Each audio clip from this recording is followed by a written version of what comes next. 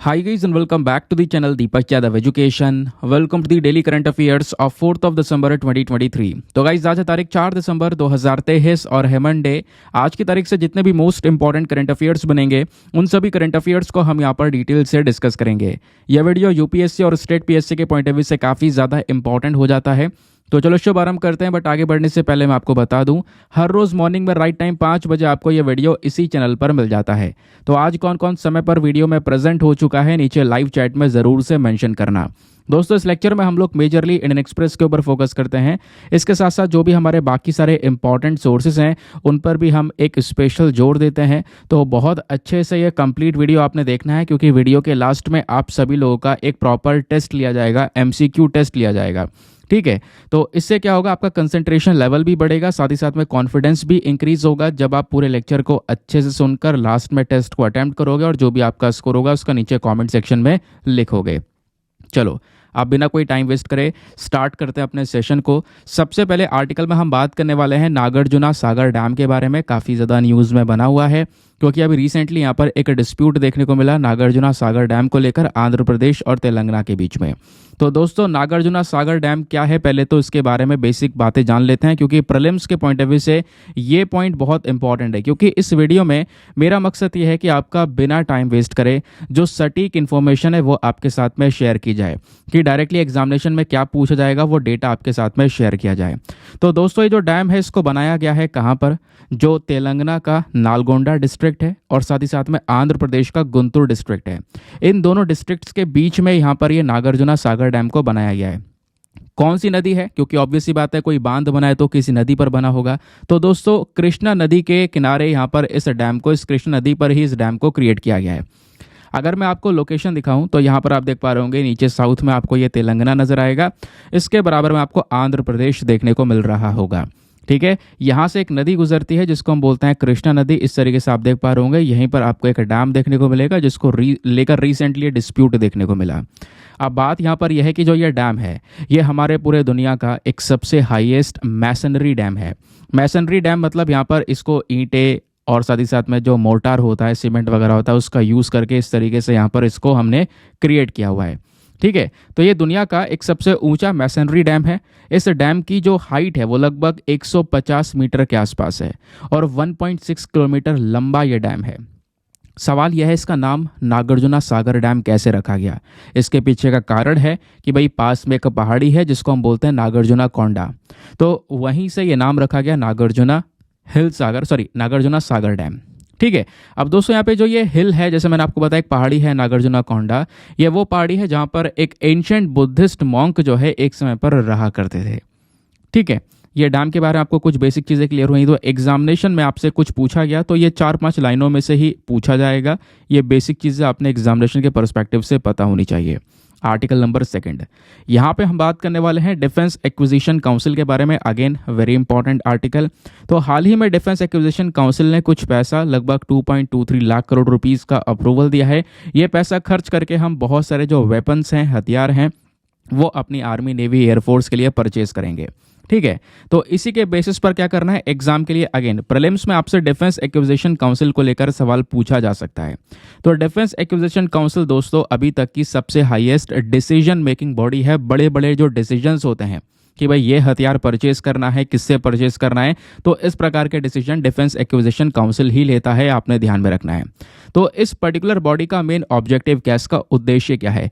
इसका उद्देश्य है कि भाई यहाँ पर अप्रूव करना, मान लो जो हमारी आर्म फोर्सेस हैं, सिंपल सी बात है, हमारी आर्मी है, नेवी है, एयरफोर्स है, अगर इनको किसी चीज़ की ज़रूरत है, हमारे आर्मी को नए एयरक्राफ्ट्स की ज़रूरत है, हमारे नेवी को नए शिप्स की ज़रूरत है, तो उसको परचेज करने के लिए अप्रूवल देने का काम डिफेंस एक्विजिशन काउंसिल का है। डिफेंस एक्विजिशन काउंसिल नाम की बॉडी को कब बनाया गया था? ये बनाया गया था 2001 में जो कारगिल वॉर हुआ था, स्पेशली 1999 में जो कारगिल वॉर हुआ था, उसके बाद में जाकर इस बॉडी को क्रिएट किया गया। अब सवाल यह है कि इस काउंसिल के अंदर में कौन कौन लोग होता है, यानी इसका कॉम्पोजिशन किस तरीके से हमको देखने को मिलता है। सबसे पहले डिफेंस एक्विजिशन काउंसिल के जो चेयरमैन होते हैं वो हमारे डिफेंस मिनिस्टर होते हैं। फॉर एग्जाम्पल जैसे आज के समय पर जो हमारे डिफेंस मिनिस्टर हैं, रक्षा मंत्री कौन है, वो हैं राजनाथ सिंह जी। ठीक है, तो वही यहाँ पर डिफेंस एक्विजिशन काउंसिल के चेयरमैन भी हैं। अब उसके बाद चेयरमैन के अलावा इसमें कुछ और मेंबर्स भी होते हैं, जैसे कि चीफ ऑफ डिफेंस स्टाफ हो गए, चीफ ऑफ आर्मी हो गए, चीफ ऑफ नेवी हो गए, चीफ ऑफ एयरफोर्स हो गए। इन सभी लोगों को भी इस पर्टिकुलर बॉडी में रखा जाता है। अब बात करते हैं डिफेंस एक्विजिशन काउंसिल के फंक्शंस की, इनका मेन कार्य क्या है। तो आपको बता ही चुका हूं मैं। मान लो डिफेंस फोर्सेस के लिए यहाँ पर कुछ प्लान्स को अप्रूवल प्रोवाइड करवाना, उनके लिए सामान को परचेज करने का काम करना, या फिर आप कह सकते हो कि मान लो कोई टेक्नोलॉजी ट्रांसफ़र करनी है बाय और मेक कैटेगरी के तहत में, तो उस टेक्नोलॉजी का ट्रांसफ़र को लेकर डिसीजंस लेना, या कोई सामान यहाँ पर बाय एंड मेक करना है ना, अपने देश में बनाना, या बेसिकली यहाँ पर इस तरीके के कुछ और कैटेगराइजेशंस आते हैं तो उसको यहाँ पे अप्रूवल देना। ये सारा काम हमारा डीएसी का एग्जैक्टली देखने को मिल जाता है। चलो आते हैं अगले आर्टिकल पर। अब नेक्स्ट आर्टिकल पर पढ़ने से पहले मेक श्योर करना कि जो वीडियो पे लाइक का बटन है उसको प्रेस कर देना। हमारा रोज़ इस वीडियो का एक छोटा टारगेट होता है, ज़्यादा बड़ा टारगेट नहीं होता है।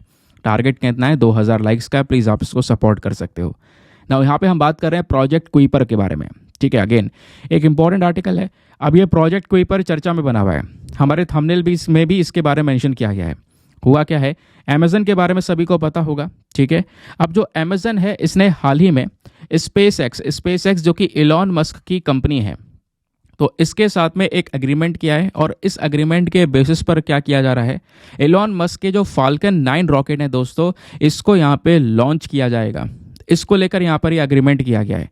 और ये जो रॉकेट लॉन्च किए जा रहे हैं, इससे अमेजन का जो ये प्रोजेक्ट है, प्रोजेक्ट कुइपर, इसको सपोर्ट मिलेगा। तो ये प्रोजेक्ट कुइपर एग्जैक्टली है क्या, ये जानना ज़रूरी है। ये जो ऊपर आर्टिकल है ये तो हमें एक जरिया दे रहा है कि भाई यहाँ पे ये चीज़ न्यूज़ में है तो एग्जामिनेशन में ये चीज़ पूछी जा सकती है। तो ये हमारे काम का नहीं है न्यूज़, काम का क्या है, ये बैकग्राउंड डेटा।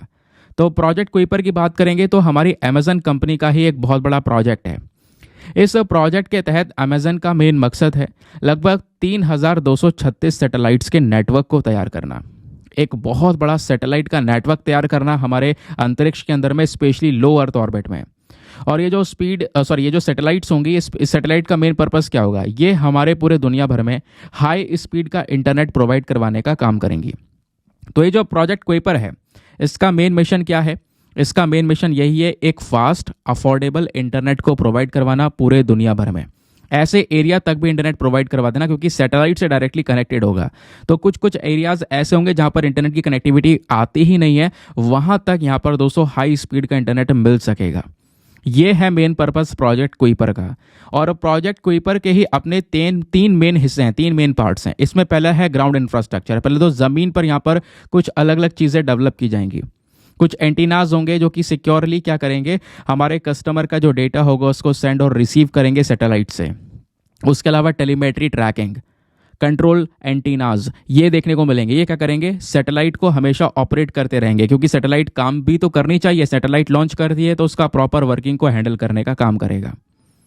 प्लस यहाँ पे जो दूसरी चीज़ है, जो सैटेलाइट है ये लो अर्थ ऑर्बिट में हमारा ऑपरेट करेंगी, लो अर्थ ऑर्बिट में काम करेंगी, ज़्यादा दूर नहीं रहेंगी। पृथ्वी से लगभग 1000 से 2000 किलोमीटर की ऊंचाई पर ये देखने को मिल जाएगा। अब दोस्तों बात करते हैं यहाँ पर एक और इम्पॉर्टेंट एस्पेक्ट की, कि आखिरकार ये लो अर्थ ऑर्बिट एग्जैक्टली होता क्या है। तो हमारे पृथ्वी के आसपास का जो ऑर्बिट है, लो अर्थ ऑर्बिट है, ज़्यादातर हम सैटेलाइट्स को अपने लो अर्थ ऑर्बिट में लॉन्च करते हैं। लो अर्थ ऑर्बिट यहाँ पर 2000 किलोमीटर तक हो सकता है, यानी पृथ्वी से जब आप ऊपर जाओगे तो 2000 किलोमीटर या 2000 किलोमीटर से कम भी हो सकता है। तो मेजॉरिटी ऑफ सैटेलाइट्स इसी लो अर्थ ऑर्बिट में ही लॉन्च की जाती हैं, ज़्यादातर सैटेलाइट्स। इवन यहाँ पे अगर किसी एस्ट्रोनॉट को इंटरनेशनल स्पेस स्टेशन में जाना है तो उसके लिए भी दोस्तों वो इसी पर्टिकुलर ऑर्बिट से गुजरता है, लो अर्थ ऑर्बिट से, क्योंकि यहाँ पर एस्ट्रोनॉट्स के लिए आसान हो जाता है इस ऑर्बिट से गुजरकर एक छोटे डिस्टेंस को कवर करके इंटरनेशनल स्पेस स्टेशन तक पहुँचना। ठीक है, तो लो अर्थ ऑर्बिट को हम ये कह सकते हैं, पृथ्वी से जब ऊपर आप देखोगे तो 2-3 प्रकार के ऑर्बिट्स होते हैं। जो सबसे ज़्यादा न्यूज़ में होता है वो 2 होते हैं, एक तो होता है लियो यानी लो अर्थ ऑर्बिट, और एक होता है जियो सिंक्रोनस ऑर्बिट। पृथ्वी से जो ऊंचाई पर लो अर्थ ऑर्बिट होता है दोस्तों, ये 200 से 2000 किलोमीटर की ऊंचाई पर होता है, और जो जियो सिंक्रोनस ऑर्बिट होता है ये 35,786 किलोमीटर की ऊंचाई पर होता है। ये आप देख पाओगे, ठीक है। ये हमारा हो गया ये वाला लो अर्थ ऑर्बिट। ये लाइट ब्लू कलर का जो दिख रहा है ये मीडियम अर्थ ऑर्बिट, और जो ये डार्क ब्लू कलर का दिख रहा है ये high elliptical orbit. Elliptical orbit basically यहाँ पर ये पृथ्वी के साइड में एक तरफ ज़्यादा होता है और एक तरफ से यहाँ पर एक कम देखने को मिलेगा। ठीक है, आगे आते हैं। तो लो अर्थ ऑर्बिट के बारे में दोस्तों बेसिक चीज़ें हमने ऑलरेडी डिस्कस कर ली हैं। चलिए नेक्स्ट आर्टिकल में बात की जा रही है कोडेक्स एलिमेंटेरियस कमीशन के बारे में। तो ये कमीशन क्या है, बहुत इंपॉर्टेंट है, बहुत कम न्यूज़ में होता है, तो काफ़ी टाइम बाद ये चर्चा में आया है, तो एग्जामिनेशन के लिए भी रेलिवेंट होने वाला है। हुआ क्या, तो हाल ही में जो कॉडेक्स एलिमेंटेरियस कमीशन है, CAC, इन्होंने भारत की तारीफ़ें की हैं। भारत ने जो मिलेट्स होता है, मिलेट्स यानी मोटा अनाज, है ना। अब मोटा अनाज में जैसे हमारा बाजरा, रागी, जोवर, ये सारी चीज़ें हो गई, इनका डिस्कशन हम कर रहे हैं। तो इंडिया के जो प्रॉपर रूल्स एंड रेगुलेशन है मिलेट्स को लेकर, इसको बहुत ही ज़्यादा प्रेज किया गया है। कहाँ पर प्रेज किया गया, इसकी तारीफें कहाँ पे की गई हैं, तो दोस्तों मिलेट्स को लेकर एक 46वां सेशन चल रहा है रोम, इटली के अंदर में। इटली के अंदर जगह है रोम, एग्जैक्टली वहीं पर। तो उस दौरान इस बॉडी ने बहुत ही तारीफें की हैं, इसको लेकर ये चर्चा में है। ठीक है, तो इंडिया की अगर आप बात करोगे तो इंडिया मिलेट्स के लिए बहुत पॉपुलर है। भारत में 15 प्रकार के और भी बहुत सारे प्रकार के मिलेट्स हमको देखने को मिलते हैं। तो इंडिया ने इसी सेशन के अंदर में एक प्रपोजल रखा है। प्रपोजल ये रखा है कि हमारे पास में पूरे दुनिया को लेकर एक प्रॉपर स्टैंडर्ड्स होने चाहिए, प्रॉपर लॉज होने चाहिए कुछ मिलेट्स को लेकर, जैसे फिंगर मिलेट, बर्नयार्ड मिलेट, कोडो मिलेट, प्रोजो मिलेट, लिटिल मिलेट। इसको लेकर प्रॉपर रूल्स एंड रेगुलेशंस होने चाहिए, और वो भी इंटरनेशनल लेवल पर। ये बात यहाँ पर बोली गई है। ठीक है, अब ये नाम है, जैसे बर्नयार्ड मिलेट की बात की तो इसको बोलते हैं सनवा हिंदी में। ठीक है, फिंगर मिलेट यानी कि रागी। उसके अलावा इस तरीके से कोडू देख पाओगे जिसको बोलते हैं कोडो, है ना। ऐसे यहाँ पे लिटिल मिलेट को बोलते हैं सामा। तो इनकी अपनी एक प्रॉपर हिंदी होती है। प्रोजो मिलेट को बोलते हैं चेना। तो इस तरीके से दोस्तों यहाँ पर ये मिलेट्स के बारे में ध्यान रखना है, मोटे अनाज होते हैं। तो इसी वजह से ये तो हमारा हो गया न्यूज़, लेकिन एग्जामिनेशन में अगर आपसे कुछ पूछा गया तो डायरेक्टली CAC के बारे में, that is Codex Alimentarius commission के बारे में पूछा जा सकता है। तो यहाँ पर बात यह है कि ये एक प्रकार की इंटरनेशनल फूड सिस्टम है, एक international food safety setting body है। एक ऐसी बॉडी जो कि क्या करती है, लोगों तक एक अच्छा सेफ खाना पहुँच सके, उसको लेकर एक प्रॉपर क्वालिटी स्टैंडर्ड्स को मेंटेन करने का काम करती है। इस तरीके की बॉडी है। इस बॉडी को किसने बनाया है, तो काफ़ी लोग कंफ्यूज रहेंगे, कहोगे कि यहाँ पर अगर ये फूड से संबंधित फूड सेफ्टी को लेकर काम करती है तो वर्ल्ड फूड ऑर्गेनाइजेशन ने बनाया होगा। ऐसा कुछ भी नहीं है। इस बॉडी को क्रिएट किया है वर्ल्ड हेल्थ ऑर्गेनाइजेशन ने, और वर्ल्ड हेल्थ ऑर्गेनाइजेशन के साथ FAO ने, यानी फूड एंड एग्रीकल्चर ऑर्गेनाइजेशन ने मिलकर काम किया है। तो दोस्तों यहाँ पर इसका मेन ऑब्जेक्टिव क्या है, तो कॉडेक्स एलिमेंटेरियस कमीशन का मेन ऑब्जेक्टिव है एक पर्टिकुलर कंज्यूमर की हेल्थ की सुरक्षा करना। और हेल्थ की सुरक्षा कैसे हो सकती है, जब उसके पास में अच्छा खाना पहुंचेगा। और अच्छा खाना कब पहुंचेगा, जब फूड का व्यापार होगा। तो फूड के व्यापार को लेकर एक प्रॉपर जो रूल्स एंड रेगुलेशंस है उसको मेंटेन करना, प्रॉपर व्यापार हो सके, लोगों तक अच्छा खाना पहुंच सके, उनकी हेल्थ को मेंटेन किया जा सके, इसके लिए यहाँ पर ये बॉडी क्रिएट की गई है। इस CAC बॉडी के मेंबर्स कितने हैं, तो 189 मेंबर इसकी कंट्रीज आपको देखने को मिल जाती हैं। ये कमीशन साल में एक बार इस प्रकार से रेगुलर सेशन करता रहता है, कभी जिनेवा में, कभी रोम में। तो इस बार कहाँ पे हो रहा है, 2023 का, ये रोम में हो रहा है। सवाल यह है कि CAC के पास में फंडिंग कहाँ से आती है, तो दोस्तों ये पूरी की पूरा जो कमीशन है, जो काम करता है, ये कैसे काम करता है, क्योंकि जब तक इसके पास में एक प्रॉपर बजट नहीं होगा, फंड नहीं होगा, ये काम नहीं कर पाएंगे। तो वो जो फंडिंग आती है वो अलग अलग, यहाँ पर आप कह सकते हो कि जो हमारा वर्ल्ड हेल्थ ऑर्गेनाइजेशन है, फूड एंड एग्रीकल्चर ऑर्गेनाइजेशन है, ये बेसिकली यहाँ पर उसको रेगुलर फंडिंग प्रोवाइड करवाते हैं, तब जाकर ये CAC काम करता है। ये इस कमीशन की जो भाषा है, इसमें कितनी भाषा यूज़ होती हैं, हमारे यूनाइटेड नेशन की 6 ऑफिशियल लैंग्वेजेस का यूज़ किया जाता है। और मैं आपको बता दूं कि ये जो पर्टिकुलर CAC है, इसने ऑलरेडी सोरघम और पर्ल मिलेट को लेकर स्टैंडर्ड्स यानी रूल्स एंड रेगुलेशंस को सेट कर रखा है। अभी यहाँ पर मीटिंग के दौरान बात की गई है कि भाई कुछ और मिलेट्स भी हैं जिसको लेकर रूल्स एंड रेगुलेशंस हमें सेट करना चाहिए। सोरगम यानी कि ज्वार, और जो अभी दूसरा पर्ल मिलेट है यानी कि बाजरा, इनको लेकर ऑलरेडी रूल्स एंड रेगुलेशंस आपको देखने को मिल जाते हैं। नाउ अब सवाल यहाँ पर यह है कि आखिरकार ये जो मिलेट्स हैं वो होते क्या हैं। तो मिलेट्स, जैसे मैंने आपको बोला, मोटा अनाज होता है। इंडिया में जो मिलेट्स होते हैं इसको अलग अलग कैटेगरी में बांटा जाता है। मेजर मिलेट्स हो गए, माइनर मिलेट्स हो गए, और स्यूडो मिलेट्स हो गए। तो अगर हम इनको डिटेल से डिफाइन करें तो मेजर मिलेट्स में कौन कौन से आते हैं, ये बहुत इंपॉर्टेंट पॉइंट है, डायरेक्टली आपसे पूछा जा सकता है। तो इनका डिफ्रेंसिएशन आपने पता होना चाहिए। जब बात करते हैं मेजर मिलेट्स की, तो उसमें आता है सोरगम यानी कि जोवर, पर्ल मिलेट यानी बाजरा, फिंगर मिलेट यानी कि रागी। माइनर मिलेट्स की बात करेंगे तो उसमें आता है फॉक्सटेल मिलेट यानी कि कांगानी, देन प्रोजो मिलेट यानी चीना, उसके बाद कोडो मिलेट हो गया, बर्नयार्ड मिलेट हो गया, लिटिल मिलेट हो गया, ये हमारे माइनर मिलेट्स हैं। फिर आता है स्यूडो मिलेट। स्यूडो मिलेट में हमारा आ गया बकवीट यानी कुट्टू, और अमरनाथ यानी कि यहाँ पर अमरनाथ नहीं, अमरंथ, ठीक है, अमरनाथ बोल रहा हूँ, अमरंथ। तो ये हो गया हमारा चौलाई, समझ गए। तो ये दोस्तों यहाँ पे हमारे मिलेट्स हैं। अब भारत में टॉप 5 राज्य कौन से हैं जहां पर सबसे ज़्यादा इन मिलेट्स का प्रोडक्शन होता है, इन मोटे अनाज का उत्पादन किया जाता है? तो इन टॉप 5 राज्यों में सबसे पहला है राजस्थान, दूसरा है कर्नाटका, तीसरा है महाराष्ट्र, चौथा है उत्तर प्रदेश और पांचवा है हरियाणा। आई होप आपको एक बढ़िया तरीके से इस आर्टिकल को लेकर क्लैरिटी मिली होगी। आते हैं अगले आर्टिकल पर। नेक्स्ट आर्टिकल में सब नेपच्यून प्लैनेट के बारे में डिस्कशन किया गया है। तो अभी रिसेंटली यहाँ पर दोस्तों इस तरीके से 6 अलग अलग सब नेपच्यून प्लैनेट्स देखने को मिले हैं, जिसको लेकर यह बात की जा रही है।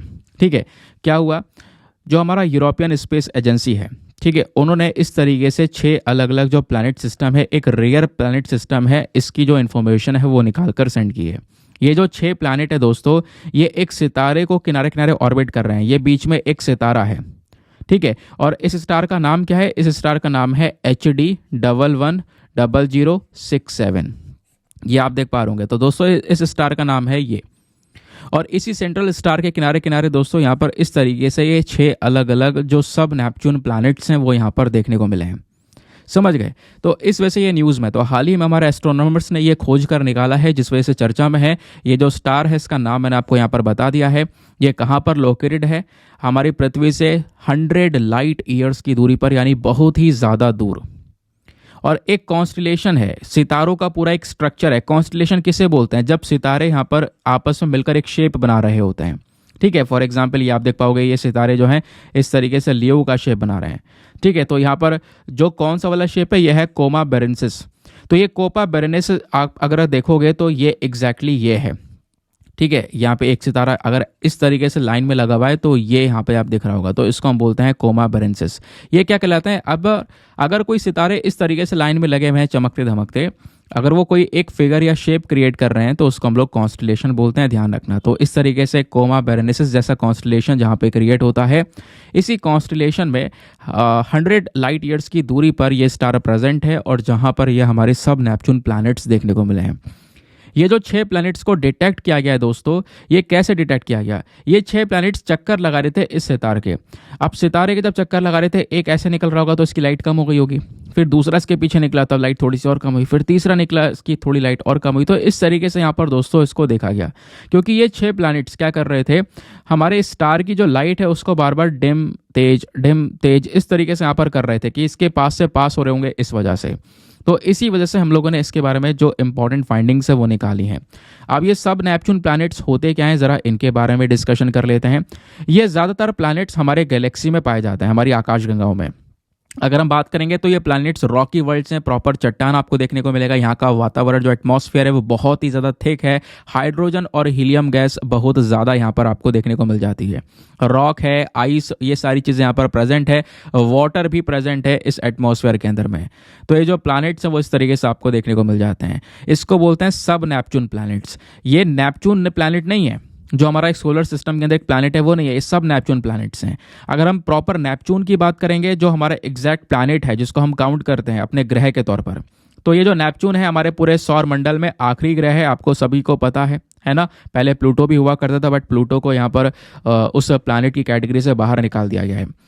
जब बात करते हैं नेपच्यून की, तो दोस्तों ये हमारा जो सन है ये सन से काफ़ी ज़्यादा दूर है।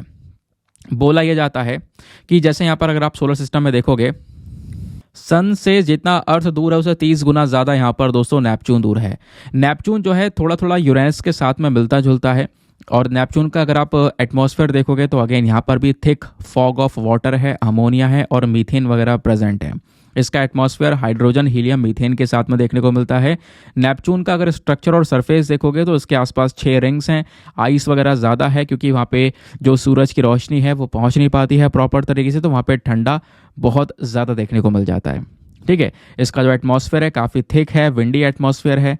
अगर नेपच्यून पर हम समय की बात करते हैं तो एक दिन जो होता है नेपच्यून पर वो 16 घंटे का होता है। ठीक है, लेकिन यहाँ पर अगर आप बात करोगे, जो हमारा सूर्य होता है, हमारा सन होता है, ठीक है, अब हमारे सन का कितने दिनों में चक्कर लगाता है नेपच्यून? जैसे अगर हम बात करेंगे, अगर हमारी पृथ्वी है तो पृथ्वी यहाँ पर 365 दिनों के अंदर में सूर्य का एक चक्कर लगाती है, जिसके बाद में हम कहते हैं कि भैया 1 साल पूरा हो गया। उसी तरीके से अगर हम नेपच्यून को देखेंगे तो नेपच्यून को लगभग 165 साल लग जाते हैं। 165, जैसे हमारे पृथ्वी पर 365 दिन साल का एक दिन 365 दिन का एक पूरा साल होता है ना, उसी तरीके से यहाँ पे बोला जा रहा है कि 165 जो हमारे पृथ्वी के साल हैं, इतना टाइम लग जाता है नेपच्यून को यहाँ पे पूरा सन को ऑर्बिट करने में, क्योंकि बहुत सारे प्लैनेट्स हैं और जो नेपच्यून है वो हमारा सबसे लास्ट में है। नेपच्यून का ऑर्बिट बहुत ही ज़्यादा लंबा आपको देखने को मिल जाता है। समझ गए? आगे आते हैं अगले आर्टिकल पर। यहाँ पर एक इंपॉर्टेंट पर्सनैलिटी के बारे में बात की है। इनका नाम है इयोथी-थास पंडिथर। ठीक है, अब ये नाम आप देख पा रहे होंगे, ये वही पर्सन है जिनका ये फोटो है। तो हाल ही में तमिलनाडु की सरकार ने बोला है, और बोला क्या है इन्होंने करा है, स्टैचू ऑफ दलित राइट्स ये इंस्टॉल किया है। ठीक है, और यहाँ पर ये जो दलित राइट्स का स्टैचू इंस्टॉल किया गया है, यहाँ पर एक एंटी एक्टिविस्ट जिनका नाम है इयोथी-थास पंडिथर। ठीक है, इनका यहाँ पर ये स्टैचू जो है दोस्तों देखने को मिलेगा। तो ये व्यक्ति कौन थे? इनका जन्म होता है 20 मई 1845 में मद्रास प्रेसिडेंसी में। एक बहुत ही इंपॉर्टेंट व्यक्ति जो कि कास्ट के खिलाफ थे, जो ये जाति वगैरह होती है ना उसके बिल्कुल खिलाफ थे, एंटी कास्ट एक्टिविस्ट थे ये। साथ ही साथ में सिद्ध मेडिसिन की प्रैक्टिस ये कर रहे थे। अगर हम इनका एसोसिएशन देखेंगे तो ट्राइबल पीपल के साथ में बहुत ज़्यादा था, जो आदिवासी लोग हैं उनके साथ में बहुत मिलजुल कर रहा करते थे। 1870 में इन्होंने ऑर्गेनाइज किया टोडास, और दूसरे जो ट्राइब्स होते हैं नीलगिरी हिल्स के अंदर में, है ना, उनको प्रॉपरली ऑर्गेनाइज किया, एक प्रॉपर फोर्स में यहाँ पर बनाया कि भाई वो फ्रीडम मूवमेंट के लिए लड़े ना। 1876 में अगर आप देखोगे तो थास जी ने यहाँ पे आप कह सकते हो एक सभा बनाई जिसको नाम दिया गया अद्वैनेंदा सभा, और एक इन्होंने प्रॉपर मैगजीन भी लॉन्च की थी। उस मैगजीन का नाम है द्राविड़ा पांडियान। ठीक है, द्राविड़ा पांडियान नाम की यहाँ पर एक मैगजीन थी, और ये मैगजीन इन्होंने अकेले ही नहीं लॉन्च की थी, इन्होंने कोलैबोरेशन किया था रेव जॉन रैथीना के साथ में, उसके बाद जाके इसको लॉन्च किया। साथ ही साथ में इन्होंने द्राविड़ा महाजन सभा को यहाँ पर एस्टेब्लिश किया 1891 में। फिर उन्होंने यहाँ पर एस्टेब्लिश किया साक्य बुद्धिस्ट सोसाइटी को मद्रास के अंदर में। इसकी बहुत सारी ब्रांचेस थी पूरे साउथ इंडिया के अंदर में। जो साक्य बुद्धिस्ट सोसाइटी थी दोस्तों, इसको इंडियन बुद्धिस्ट एसोसिएशन के नाम से भी एस्टेब्लिश किया गया था 1898 में। ठीक है, ये आप लोग यहाँ पर देख पाओगे। फिर उसके बाद इन्होंने सारी चीज़ों को मैनेज करने के बाद में लास्ट में एक वीकली मैगजीन स्टार्ट की जिसका नाम था तमीज़ान। ये 1907 में स्टार्ट की गई। तो एक इंपॉर्टेंट पर्सन है जिनकी चर्चा की जा रही है। इनके लिए यहाँ पर जो स्टैचू ऑफ दलित राइट्स है वो यहाँ पर इंस्टॉल किया गया है, क्योंकि कास्ट के खिलाफ यहाँ पर ये लंबे समय से रहे हैं। आई होप आपको यहाँ पर ये बात क्लियर हो रही होगी। तो इनका ये जो थास का स्टैचू यहाँ पे बनाया गया है या इंस्टॉल किया गया है, वो स्टैचू कहाँ पे इंस्टॉल किया गया है? स्पेशली चेन्नई के अंदर में किया गया है, ये भी ध्यान रखना है। ठीक है, तो दोस्तों ये था हमारा प्रॉपर डिस्कशन। आई होप आपको मज़ा आया होगा, बहुत सारी बातें आप लोगों ने यहाँ पर समझी होंगी। नाउ फाइनली समय है कि आपने कितने गहराई से सारी चीज़ों को सुना है, ज़रा उसको चेक कर लेते हैं। एक एक करके मैं आपको सभी क्वेश्चंस बताऊंगा। स्टार्टिंग में सभी क्वेश्चंस के आंसर्स आपने नीचे लाइव चैट में देने हैं, फिर एक साथ लास्ट में सभी क्वेश्चंस के आंसर्स मैं आपको दूंगा। उसको रीमैच करना, चेक करना कितने क्वेश्चन सही किए और कितने गलत किए हैं। अपना स्कोर नीचे कॉमेंट सेक्शन में लिखे बिना मत जाना। कई सारे लोग बिना स्कोर लिखे चले जाते हैं, तो ऐसा बिल्कुल नहीं करना है। चलिए शुरुआत करते हैं प्रीलिम्स रैपिड फायर की। क्वेश्चन नंबर 1 यहाँ पर बात की जा रही है, consider the following statements regarding Nagarjuna Sagar dam. Nagarjuna Sagar dam को लेकर 2 स्टेटमेंट दिए गए हैं, बताना है इनमें से कौन सा स्टेटमेंट सही है। पहला, नागार्जुना सागर डैम को गोदावरी नदी के किनारे बनाया गया है। सेकंड, यहाँ पे ये जो डैम है ये हमारे पूरे दुनिया का एक सबसे ज़्यादा बड़ा और सबसे हाईएस्ट मैसनरी डैम है। तो बताओ इन दोनों स्टेटमेंट्स में से कौन सा स्टेटमेंट सही होना चाहिए। Option number A 1 only, B 2 only, C दोनों सही हैं, या डी दोनों के दोनों गलत हैं। ना दोस्तों नेक्स्ट क्वेश्चन में आपसे डिफेंस एक्विजिशन काउंसिल को लेकर 3 स्टेटमेंट देकर पूछा गया है कि इन तीनों स्टेटमेंट्स में से कितने स्टेटमेंट सही हैं। How many of the above statements are correct. पहला स्टेटमेंट बोलता है कि जो डिफेंस एक्विजिशन काउंसिल है ये अपने आप में एक हाईएस्ट डिसीजन मेकिंग बॉडी है हमारे मिनिस्ट्री ऑफ डिफेंस की। उसके अलावा जो मिनिस्ट्री ऑफ डिफेंस है, ये जो मिनिस्ट्री ऑफ डिफेंस होते हैं, जो यानी डिफेंस मिनिस्टर हैं, वो यहाँ पर चेयरपर्सन होते हैं डीएसी के।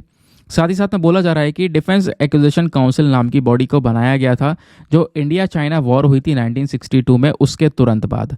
तो बताओ इनमें से कितने स्टेटमेंट सही हैं। ऑप्शन नंबर ए केवल 1, ऑप्शन नंबर बी केवल 2, ऑप्शन नंबर सी तीनों सही हैं, या ऑप्शन नंबर डी सभी के सब गलत हैं। बताओ क्या होना चाहिए। नवाते आते हैं नेक्स्ट क्वेश्चन के ऊपर। इंटरेस्टिंग सा क्वेश्चन है। यहाँ पे आपसे पूछा गया है जो प्रोजेक्ट क्विपर है, इस प्रोजेक्ट क्विपर का मेन उद्देश्य क्या है, मेन ऑब्जेक्टिव क्या है। Option number A developing advance space exploration technologies, या option number B climate change research के ऊपर कंट्रीब्यूट करना, या option number C high speed internet provide करवाना दुनिया भर में, या option number D interplanetary communication network को तैयार करना। तो बताओ इन चारों में से सही उत्तर क्या है या सही ऑब्जेक्टिव क्या है प्रोजेक्ट क्विपर का। ना अगला क्वेश्चन एक और इंटरेस्टिंग क्वेश्चन यहाँ पे आपसे पूछा गया है, कोडेक्स एलिमेंटेरियस कमीशन। को लेकर दो स्टेटमेंट्स है, बताओ इनमें से कौन सा स्टेटमेंट सही है। पहला, क्या यहाँ पर ये जो बॉडी है ये एक international food safety and quality standard setting body है।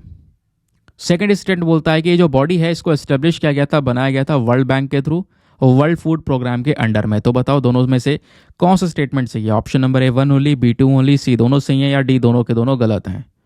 नाउ नेक्स्ट क्वेश्चन में बात की जा रही है प्लैनेट नेपच्यून के बारे में। तो प्लैनेट नेपच्यून को लेकर दो स्टेटमेंट्स दिए गए हैं, बताना है कौन सा स्टेटमेंट सही है।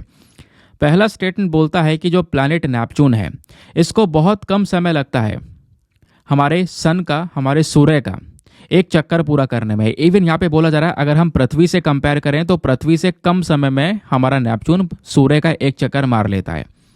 सेकंड स्टेटमेंट बोलता है कि जो नेपच्यून का एटमॉस्फेयर है ये ज़्यादातर हाइड्रोजन और मीथेन से बना हुआ है।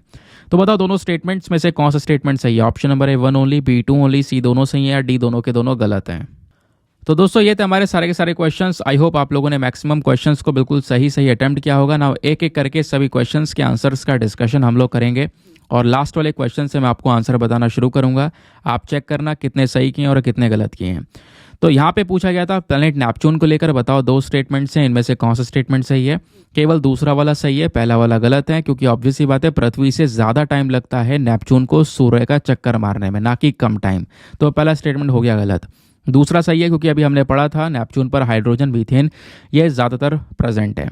फिर आपसे अगले क्वेश्चन में पूछा गया था कोडेक्स एलिमेंट्रियस कमीशन को लेकर बताओ दो स्टेटमेंट से इनमें से कौन सा सही है। केवल पहला वाला स्टेटमेंट सही है, दूसरा वाला गलत है, क्योंकि वाकई ये बॉडी एक international food safety quality standard setting body है। सेकंड वाला गलत है क्योंकि इसको वर्ल्ड बैंक नहीं वर्ल्ड हेल्थ ऑर्गेनाइजेशन के तहत बनाया गया है। मैंने आपको बोला था भाई WHO ने बनाया है, इसलिए ध्यान से सुनना। दैट इज़ वाई केवल पहला स्टेटमेंट सही है और ए 1 only is the correct answer. फिर आपसे नेक्स्ट में पूछा गया प्रोजेक्ट कुइपर को लेकर बताओ क्या स्टेटमेंट सही है। तो यहाँ पे ऑप्शन नंबर सी सही उत्तर है, क्योंकि प्रोजेक्ट कुइपर अमेजन का दोस्तों एक पर्टिकुलर प्रोजेक्ट है जिसके तहत वो हमारे लो अर्थ ऑर्बिट के अंदर में बहुत सारी सैटेलाइट्स को रखना चाह रहे हैं जिससे दुनिया भर में एक इंटरनेट को प्रोवाइड करवा सकें। तो यहाँ पर ये जो प्रोजेक्ट कुइपर है इसका मेन मकसद क्या है, हाई स्पीड इंटरनेट प्रोवाइड करवाना हमारे पूरे दुनिया भर में, इस वजह से ये चर्चा में है। फिर आपसे पूछा गया डिफेंस एक्विजिशन काउंसिल को लेकर बताओ तीन स्टेटमेंट है, इनमें से कितने सही हैं। केवल दो स्टेटमेंट सही हैं। कौन कौन सा सही है। पहला सही है क्योंकि डिफेंस एक्विजिशन काउंसिल एक हाईएस्ट डिसीजन मेकिंग बॉडी है, बड़े बड़े डिसीजंस लेती है। दूसरा भी सही है क्योंकि हमारे डिफेंस मिनिस्टर ही चेयरपर्सन होते हैं DSC के। तीसरा गलत है, क्यों, क्योंकि डिफेंस एक्विजिशन काउंसिल को इंडिया चाइना वॉर ऑफ 1962 के तहत नहीं बनाया गया। यहाँ पे 1999 में जो कारगिल वॉर हुई थी, आपको पता होगा दोस्तों, उस कारगिल वॉर के बाद बनाया गया था, ना कि 1962 के वॉर के बाद। दैट इज़ वाई यहाँ पर ऑप्शन नंबर 1 एंड 2 यानी कि only 2 is the correct answer, क्योंकि यहाँ पे पूछा गया था बताओ कितने स्टेटमेंट सही हैं। ठीक है। फिर अगले क्वेश्चन आपसे पूछा गया नागार्जुना सागर डैम को लेकर बताओ दो स्टेटमेंट से इनमें से कौन सा सही है। केवल दूसरा वाला सही है, पहला वाला गलत है। क्यों, यहाँ पे बोला जा रहा है ये जो डैम बना है गोदावरी नदी पर बना है, कोई मतलब ही नहीं है भाई, कृष्णा नदी पर बना है ना कि गोदावरी पर। तो पहला स्टेटमेंट हो गया गलत।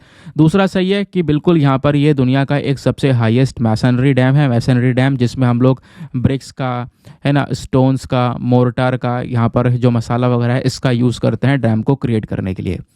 तो यहाँ पर option number 2 only is the correct answer. तो ये था डिस्कशन। आई होप आपको मज़ा आया होगा, बहुत सारी चीज़ें आप लोगों ने यहाँ पर सीखी होंगी। नाउ क्या स्कोर रहा है आपका, ज़रा आप नीचे कमेंट सेक्शन में मुझे बता सकते हो। मिलते हैं आप लोगों से यहाँ पे अगले वीडियो में। आज के लिए bye bye, have a nice day, thank you and